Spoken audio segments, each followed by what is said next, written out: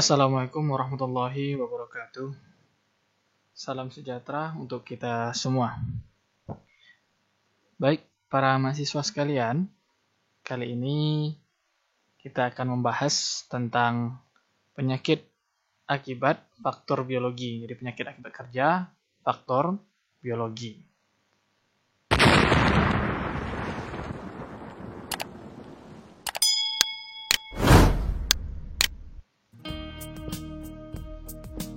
Jadi, agen biologis itu berarti mikroorganisme, kultur sel, atau endoparasit manusia, baik yang dimodifikasi secara genetik maupun tidak, yang dapat menyebabkan infeksi, alergi, toksisitas, atau sebaliknya dapat membahayakan kesehatan manusia. Itu agen biologis. Nah, sedangkan faktor biologis adalah agen yang dapat menyebabkan infeksi, reaksi alergi, dan keracunan pada manusia. Kemudian ada silent hazard. Nah, ini kebanyakan tak dapat dilihat dan seringkali tak terdeteksi. Nah, jadi memang kalau faktor biologi ini memang dia bisa dikatakan silent hazard karena tidak dapat, kebanyakan itu tidak dapat dilihat dan seringkali tak terdeteksi karena faktor atau bahaya biologis ini termasuk ke silent hazard, jadi bahaya yang tidak nampak dan seringkali tidak terdeteksi. Tahu-tahu kita sakit aja, ya.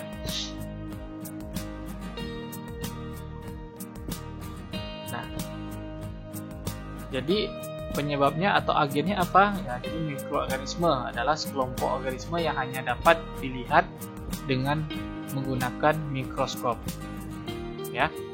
Nih, ada terdiri dari bakteri, jamur, alga, protozoa, prion, ya. Ada lagi nanti parasit, ya. Dan kemudian tanaman dan produk tanaman. Ya, ini juga termasuk kalau yang dia mikroorganisme tadi bakteri, ya, bakteri, jamur, ya, alga yang bisa dilihat secara mikroskop, protozoa, parasit, virus, prion. Yang besarnya ada tanaman dan produk tanaman. Jadi tanaman, ada yang tanaman yang menghasilkan alergi atau racun, ataupun dia produknya, ya. Jadi ada tanamannya langsung atau produk tanamannya itu yang menghasilkan racun. Ada hewan, ya, ada juga yang produk hewannya. Produk hewan, apakah itu bisanya? Nah, itu produk hewan, ya.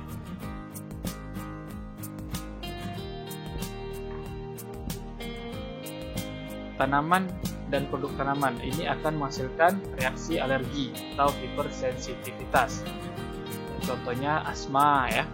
Ini kalau biasanya ada pekerja itu kan yang sensitif terhadap bunga, ya, serbuk sari. Nah, itu, ya. Nah, ini ada juga bagatosis di gustikula. Kemudian dermatitis kontak iritan. Jadi ini kontak iritan atau iritasi akibat dari atau gangguan kulit, ya, akibat dari iritasi dari tumbuhan. Misalkan kena rumput, kena ilalang, nah itu kan kita tergores, itu iritasi. Lalu kemudian dermatitis kontak alergi. Nah, ini biasanya pekerja itu ada yang alergi dengan tumbuh-tumbuhan, ya, tumbuh-tumbuhan atau tanaman-tanaman. Kemudian investasi jamur, nah ini juga penyerapan zat toksik, ya, misalkan green tobacco sickness. Ini kalau dari tembakau, ya, tembakau. Selanjutnya ada hewan dan produk hewan. Ini ada zoonosis. Nah, kalau gigitan hewan berbisa, kalau di darat itu ada ular, laba-laba, kalajengking, lipan, dan lainnya yang berbisa di daratan. Nah, kemudian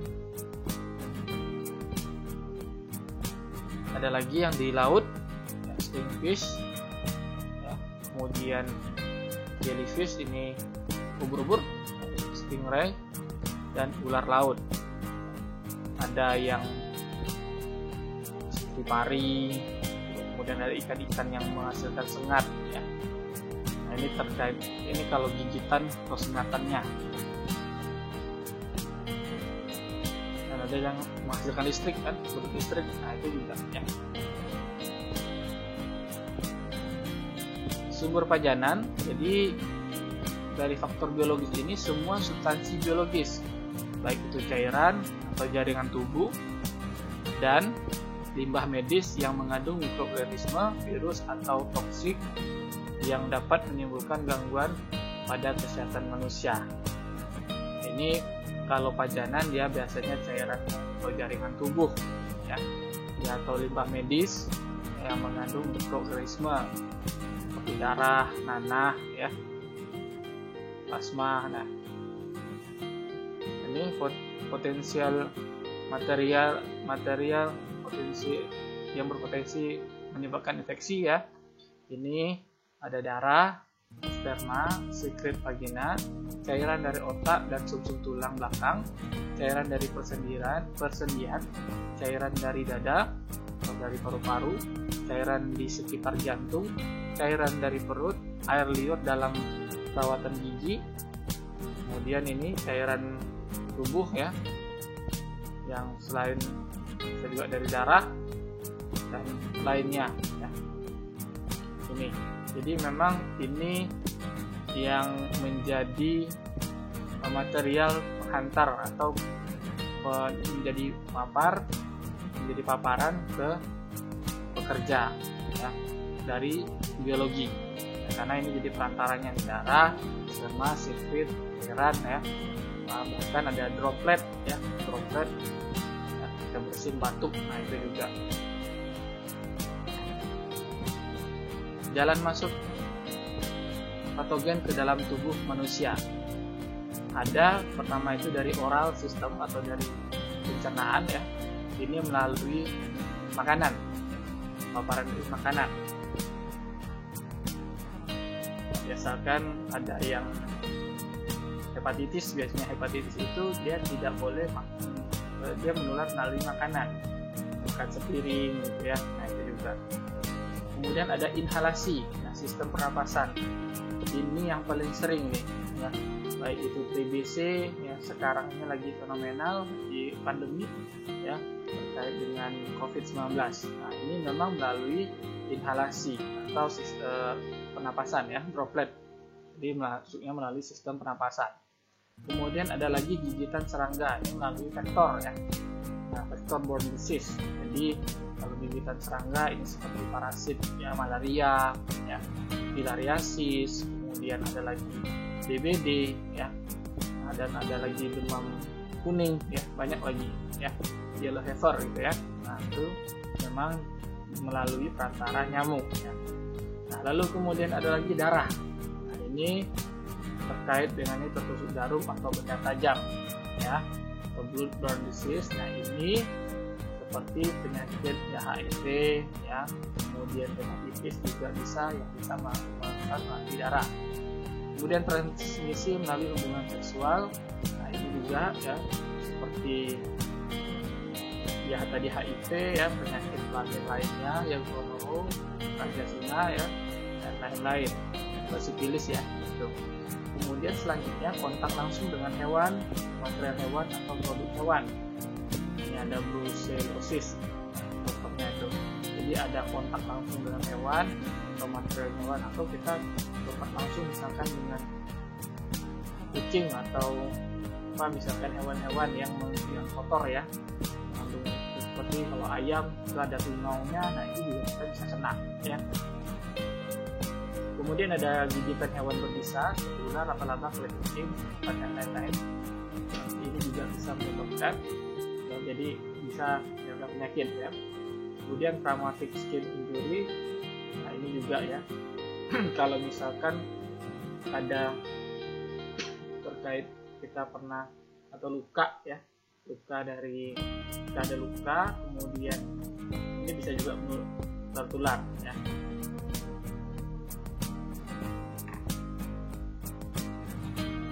Kemudian pekerja yang berisiko untuk penyakit ini apa? Penyakit akibat faktor biologi ya. Ini pertama yang bekerja berisiko adalah tenaga kesehatan dan laboratorium.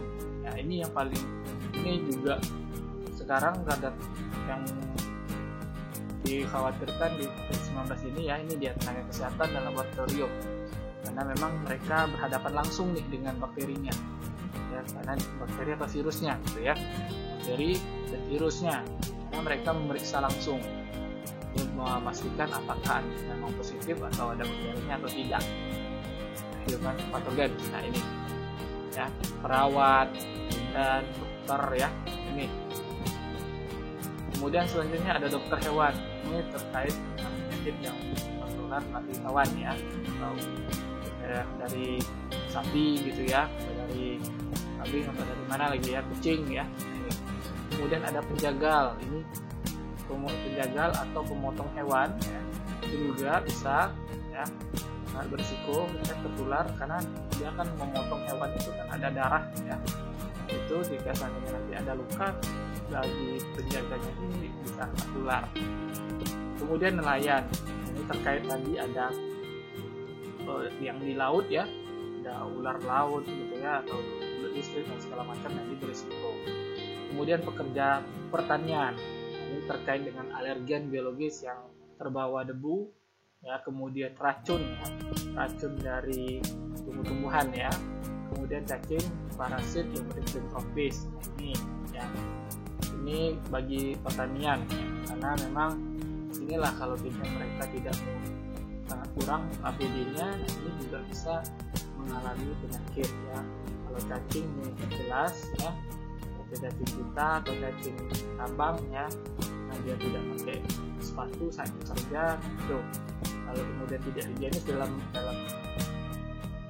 makan ya, makan kemudian tidak higienis ya, tidak menjaga kebersihan tubuh juga bisa mengakibatkan ya terkena penyakit ya.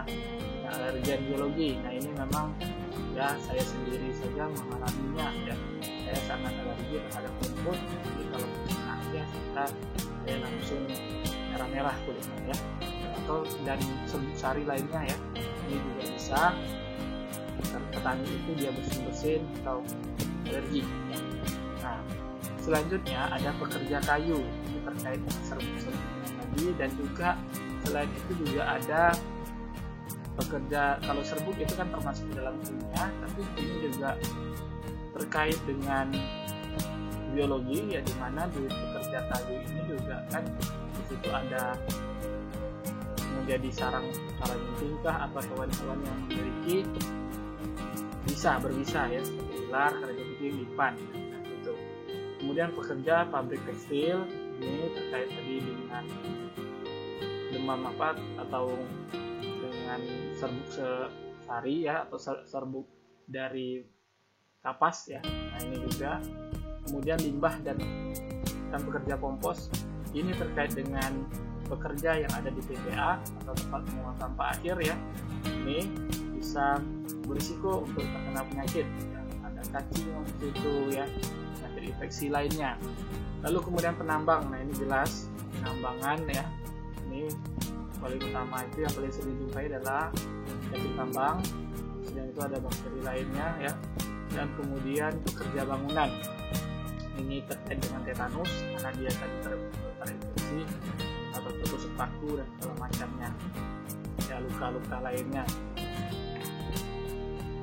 Istilah dalam mikrobiologi, jadi ada beberapa istilah dalam mikrobiologi di mana ini ada namanya flora normal. Jadi flora normal itu memang mikroorganisme hidup ya, yang memang normal ini, atau bakteri atau mikroba lain yang secara konsisten ditemukan pada tubuh manusia. Jadi sebenarnya di tubuh kita itu memang ada flora normal atau bakteri normalnya ya, di tubuh kulit kita, di tubuh kita ini ada di usus kita ya. Kemudian di mana lagi ya, memang di banyak tempat lainnya ya, memang di situ ada bakteri, tapi memang itu dia normal di situ, memang konsisten dia tinggal di situ. Flora normal ini memiliki 3 jenis interaksi dengan inangnya atau dengan hostnya ya, interaksi simbiosis, yaitu ada simbiosis mutualisme, ada simbiosis komensalisme, dan simbiosis parasitisme. Nah, kemudian ada namanya patogen. Nah, patogen adalah suatu mikroorganisme atau virus yang dapat menimbulkan penyakit. Jadi ini juga ya, jadi patogen itu yang mikroorganisme yang menimbulkan penyakit. Kemudian patogenitas. Nah ini kalau patogen tadi mikroorganismenya, kalau patogenitas ini kemampuannya. Jadi kemampuan suatu mikroorganisme untuk menimbulkan penyakit pada inangnya. Nah, misalkan, nah ini terjadi patogenitas itu interaksi parasit ke inangnya, dikenal juga dengan virulensi. Ini sama patogenitas dan virulensi. Misalkan tadi COVID-19, ya, COVID-19 itu akan virus patogen yang patogenitasnya sangat tinggi. Nah, gitu ya. Jadi patogen berarti mikroorganisme yang dapat menimbulkan penyakit yang patogenitasnya sangat tinggi, yang berarti kemampuan mikroorganisme untuk menimbulkan penyakitnya sangat tinggi dan menimbulkan kematian kan gitu. Nah, selanjutnya ada patogen potensial. Nah ini adalah flora normal yang hidup dalam hubungan komensalisme atau parasitisme tanpa menimbulkan penyakit kecuali jika memiliki kesempatan. Maksudnya kesempatan di sini adalah jika si inangnya atau si hostnya atau manusianya ini dalam kondisi lemah, dalam kondisi tidak fit atau tidak sehat, atau daya tahan tubuhnya menurun, maka dia akan menjadi parasit ya, atau menjadi virulens atau patogen gitu. Nah, kemudian ada patogen obligat. Nah, ini apalagi patogen obligat ini ya, jadi mikroorganisme yang selalu menimbulkan penyakit pada inangnya. Ini berarti dia sudah di dalam tubuh tapi dia selalu menimbulkan penyakit ya. Kemudian ada lagi patogen oportunistik. Nah, adalah bakteri yang menyebabkan penyakit pada inang yang sistem kekebalan tubuhnya rendah, sedangkan pada inang yang sehat tidak menyebabkan penyakit. Nah, ini jadi yang tadi ada potensial jika memiliki kesempatan ya, kalau ini juga bersama oportunistik, tapi dia ini kalau dalam kekebalannya lemah. Kalau yang kesempatan ini memang berarti dia jika ada luka atau dalam itu ada kesempatan, ada bisa masuk, dia akan berpindah ke tempat yang lain, dia bisa menimbulkan penyakit ya. Jadi yang paling sering itu ini dia patogen oportunistik ya. Jadi penyebab penyakit yang inangnya ya, pada inangnya yang sistem kekebalan tubuhnya rendah ya, sedangkan pada inang yang sehat tidak menyebabkan penyakit. Juga karena turunnya populasi flora lainnya akibat pemakaian antibiotik. Ini ya. Contohnya flora normal Staphylococcus ya, E. coli dapat menyebabkan infeksi kalau di luar dari daerahnya. Padahal sebenarnya E. coli dan Staphylococcus ini ada di kulit, E. coli ini ada di usus. Ya. Kemudian opportunistik, nah infeksi oleh flora normal sering disebut endogenous bacterial disease. Nah, ini. Kemudian ada inoculum size, nah ini jumlah minimal sel bakteri untuk menimbulkan penyakit pada kondisi inang yang normal ya. Jadi misalkan ada 100 atau 200 gitu ya. Jadi minimal sel. Bagaimana infeksi kerjanya? Ini jadi model tradisional penyebab penyakit infeksi dalam segitiga epidemiologi. Ada agen, ingat ada agen, ada host dan ada environment atau lingkungan. Nah, ini yang membawa penjamu dan agen menjadi satu sehingga terjadilah infeksi ya. Nah, infeksi akibat kerja ditentukan oleh dua komponen. Pertama, ada agen atau organisme infeksius tertentu dapat dikaitkan dengan tempat kerja atau lingkungan kerja. Kemudian kedua, kegiatan kerja tertentu dapat menyebabkan pekerjaan terpajan yang mengakibatkan infeksi pekerjaan. Nah, ini jadi kalau agen atau nama itu ada agen atau organisme infeksius tertentu yang dapat dikaitkan dengan tempat kerja atau lingkungan kerja. Misal tadi COVID-19. Nah, itu kan tempat kerja perawat yang menangani pasien yang menderita COVID-19. Nah, itu terkait dengan dia tempat kerjanya. Kemudian kegiatan kerja tertentu dapat menyebabkan pekerja terpajan yang infeksi pekerjaan. Ini contohnya tukang. Tukang tadi kenapa dia bisa terkena tetanus? Karena dia sudah mengerjakan atau tidak sadar ada di situ paku, ketusuk paku. Ini ya kegiatan kerjanya.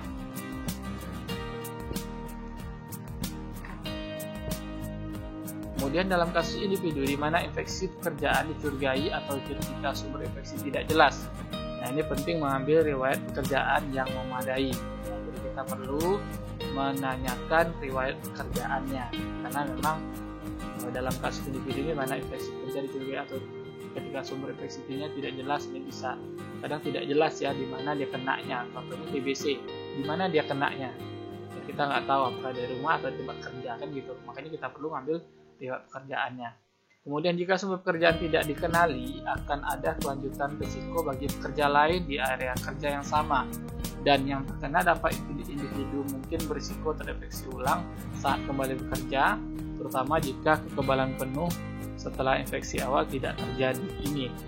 Jadi jika sumber pekerjaannya itu tidak dikenali atau kita tidak tahu, kita tidak temukan, maka pekerja lain juga akan berisiko kan terkena penyakit yang sama atau terpapar penyakit sama ataupun tertular.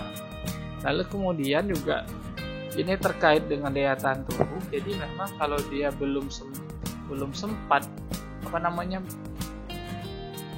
daya tahan antibodinya itu mengenali bakterinya atau virusnya tadi, sehingga tidak sempat membentuk antibodi lagi, maka ini bisa terjadi infeksi ulang ya. Jadi pekerja itu yang sudah sakit tadi akan kembali terkena ya.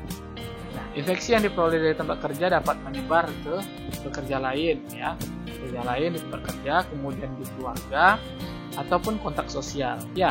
Contohnya ini kayak COVID ini ya, dia kena misalkan di tempat kerja, kemudian atau misalkan kena di jalan, lalu kemudian dia ngomong juga sama yang di tempat kerja, kena lah, kemudian pulang ke rumah kena bagi keluarganya, lalu kemudian dia berinteraksi lagi dengan tetangga dan lainnya, kan terjadilah kontak sosial ya gitu. Nah, pengendalian penyakit infeksi akibat kerja. Nah, infeksi akibat kerja dikendalikan dengan mengendalikan sumber infeksi. Jadi kalau misalkan ada sumber infeksinya, kita tahu misalkan sampahnya, berarti ini perlu dikendalikan sumber infeksinya, dihilangkan atau diganti atau dihilangkan biasanya. Kemudian atau dari mana datangnya, nah ini yang kenanya ini harus diisolasi seperti itu. Atau rute penularannya ya, misalkan dari nyamuk dari mana, nah ini kita harus lakukan, berarti bunuh nyamuknya, akan seperti itu. Atau dengan melindungi orang yang terkena, nah ini orang yang rentan, berarti yang di sekitarnya. Kalau di COVID ini kan ya, berarti kita harus jaga jarak. Kemudian yang sudah kena kita harus isolasi, yang belum kena juga kita harus isolasi supaya nggak kena kan gitu. Nah, sebagian besar infeksi akibat pekerjaan dapat dicegah jika perlu langkah-langkah diterapkan. Pertama itu ada program vaksinasi, terutama vaksinnya tersedia, misalnya hepatitis B. Nah ini sebentar lagi COVID, kalau bagus vaksinnya, ini akan ada vaksinasi lagi ya. Kemudian ada lagi vaksin yang tetanus ya, untuk tetanus ya, terhindar dari penyakit tetanus. Kemudian selanjutnya ada lagi pendidikan kesehatan, program pencegahan pekerja, memberikan yang baik sistem untuk meminimalkan risiko infeksi akibat kerja. Jadi inilah jadi dapat dicegah jika di langkah-langkahnya ya, ini kalau vaksinasi, kalau enggak ya pendidikan kesehatan ya. Jadi terkait juga di situ nanti personal hygiene ya, kemudian pemakaian APD, pentingnya pemakaian APD dan lain-lain, menjaga kebersihan lah gitu ya. Ini yang salah satunya penyakit akibat faktor biologi ya, ada tuberkulosis pada pekerja yang sering muncul ya. Sebenarnya ada banyak penyakit yang lainnya ya, contohnya DBD, kemudian malaria, kemudian ada COVID-19 ini, ada hepatitis dan lain-lain. Nah, tapi yang ini karena juga sering muncul dan memang lama pengobatannya juga ya, ini TBC ya. Nah, TBC dan kerja tidak ada hubungan sebab akibat dengan pekerjaan. Pekerja dengan status sosial budaya yang sama, misalnya imigran, pekerja yang berkumpul di pekerjaan dan tempat kerja yang sama, dan karenanya menghadapi risiko penularan lebih tinggi di antara mereka sendiri karena kebetulan hubungan kerja. Kasus tuberkulosis okupasional dengan kausal pasif langsung hubungan dianggap intrinsik dengan tempat kerja. Mengenali patologi pekerjaan dengan meningkatnya kerentanan terhadap TBC karena silikosis dan pneumokoniosis di antara pekerja. Nah, di antara pekerja terkena pneumokoniosis, prevalensi tuberkulosis telah terjadi terlihat sangat tinggi. Jadi maksudnya seperti ini, ya. Tuberkulosis okupasi ini biasanya itu dia menular, maksudnya menular bukan dapatnya dari tempat kerja, tapi menular dari teman sekerjanya, atau memang di tempat kerja itulah gitu ya, atau kalau di rumah sakit misalkan di pasien gitu ya, ataupun di daerah atau tempat kerjanya memang lembab, pengap, dan kotor ya. Nah, kemudian selain itu juga, jadi yang sering rentan sekali dengan TBC ini ya ada yang sudah kena psiloposis dan pneumokoniosis ya. Ini terkait dengan tadi ada pekerja-pekerja dengan debu. Nah, ini juga akan, karena dia sudah sakit psiloposis dan pneumokoniosis, maka sangat rentan sekali untuk terkena TBC. Nah, TBC kerja dengan hubungan kausal intrinsik aktif ke tempat kerja. Hubungan kausal yang aktif dianggap intrinsik dengan suatu pekerjaan ketika bahan kerja atau prosedur tempat kerja adalah sumber atau asal basil atau agen mikroba dari suatu penyakit. Nah, contoh klasiknya, petugas kesehatan yang terinfeksi oleh bacillus ya, tuberkulosis tadi, dan tertular TBC melalui klinis orang ke orang. Ini tadi perawat misalkan, atau pekerja laboratorium yang tidak pakai APD ya. Nah, ini atau kontak tatap muka dengan pasien yang mereka temui. Ini dia biasanya memang petugas kesehatan sih yang kena tuberkulosis ini, yang rawan sekali. Nah, kemudian transmisi pada umumnya ditransmisikan dalam droplet nuklei yang tetap tersuspensi di udara karena ukurannya kecil, 1-10 mikron. Ini jadi memang menularnya itu ya melalui droplet, batuk ya, batuk. Nah, kalau COVID kan dia bersin atau batuk. Nah, ini dia tuberkulosis batuk saja. Dapat juga ditransmisikan melalui droplet, tapi transmisi jenis ini jarang terjadi karena ukuran droplet yang lebih besar ya. Biasanya droplet kecil nih ya. Nah, pada saat serangan batuk, seorang sumber dapat mengemisikan sampai 3000 droplet infeksius. Jadi bintik-bintik titik-titik dropletnya itu 3000 ya, sekali bersin atau batuk ya. Nah, yang infeksius. Nah, sehingga itulah yang terhirup sama kita dan kita pun kena. Makanya kita harus wajib pakai masker tadi dan cuci tangan tentunya. Kemudian seputum sendiri tidak menyebabkan infeksius kecuali telah kering dan kemudian terdispersi dalam udara. Nah, maksudnya terdispersi berarti menguap dia ya, udara. Ini juga menjadi infeksius ya. Nah, risiko terinfeksi tuberkulosis. Nah, kemungkinan infeksi tergantung pada dosis dan virulensi kuman tuberkulosis yang diemisikan oleh sumber. Jadi seberapa banyak dia terhirup dari droplet tadi, nah, dan tingkat kekuatan dari kuman tuberkulosis ini ya. Nah, kemudian kerentanan dari pekerja, tambah lagi pekerjanya sudah kena psiloposis, kena asma ya. Nah, ini sangat besar kemungkinan risikonya untuk kena penyakit tersebut, TBC. Kemudian kemampuan sumber untuk menginspeksi tergantung pada jenis tuberkulosisnya. Ini ya, di mana dia posisinya ini biasanya di laringal atau di pulmonari. Ya. Ya, kemudian sifat basil yang dapat diperkirakan secara langsung dengan pemeriksaan sputum, secara tidak langsung dengan foto ronsen. Jadi kita bisa lihat di situ basilnya gimana. Ya. Ada basil tahan asam atau tidak, ya. Kemudian dilihat dari ronsennya sudah banyak atau sudah menginfeksi banyak luasan paru-paru atau belum. Kemudian situasi yang mempengaruhi kemampuan sumber untuk mengemisifkan patogen, ini terkait kemampuan tadi. Nah, lama pengobatan yang sudah jalani sumber pada saat kontak. Jadi ini juga mempengaruhi ya. Apakah dia baru dalam pengobatan atau belum pengobatan? Nah, ini sangat besar kemungkinannya. Tapi kalau sudah lama dalam waktu, misalkan sudah sekali pengobatan dalam 6 bulan, ya, sudah masuk ke 5 bulan atau 6 bulan, nah ini sudah biasanya tidak akan menular lagi. Kemudian terkait dengan perilaku pribadinya. Jadi kalau misalkan pribadi yang orang sakitnya tadi seharusnya batuknya harus menutup mulut ya. Selain itu juga yang lain juga harus pakai masker seperti itu. Kemudian ini tadi ya, selanjutnya jumlah patogen yang terambil oleh kontak tergantung pada ya, jadi jumlah patogennya bacillary load di udara yang terinhalasi.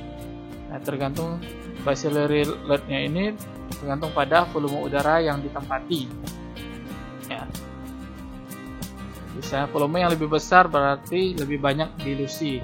Jadi bacillary load akan kurang. Jadi kalau misalkan tempatnya sempit, nah pengap, sempit, nah ini semakin besar kemungkinan untuk terinfeksi dari tuberkulosis. Kemudian ventilasi ruangan ya. Ventilasi yang baik akan menyebabkan partikel tersuspensi dan mudah dilusi serta eliminasi karena kan kena sinar matahari tadi. Jadi ventilasinya juga kalau ventilasi tidak bagus, nah ini berbahaya dan berpotensi untuk menular.